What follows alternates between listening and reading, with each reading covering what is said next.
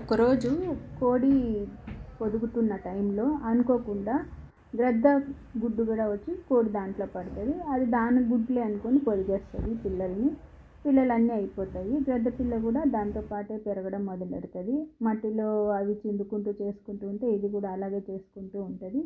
ఒకరోజు ఆకాశంలో దర్జాగా ఎగురుతున్న గ్రద్దని చూసి ఈ గ్రద్ద పిల్ల మనం కూడా ఇలా ఎగిరితే బాగుంటుంది కదా అని కోడి పిల్లలతోటి అంటుంది. కోడి పిల్లలేమో నవ్వేసి అది మన వల్ల కాదు, మనం చేసే పని కాదు, నీకు వల్ల కాదు అని చెప్తే ఇది నమ్మి దాని శక్తి ఉంది, దాని ప్రయత్నం కూడా చేయదు పైకి ఎగరడానికి. అలా కోడి మాటలతోటే నమ్మేసి కోడి వాటితోనే బతికేస్తుంది. దీన్ని బట్టి ఏంటంటే మన శక్తి మన దగ్గర ఉన్నా మన నమ్మకం మన మీద పెట్టుకోవాలి. ఎవరు చెప్పినా వినకూడదు. మన ప్రయత్నం మనం చెయ్యాలి. అప్పుడే కదా మనం విజయం సాధిస్తాము. ఎప్పుడు కూడా మన మీద మనం నమ్మకం పెట్టుకోవాలి.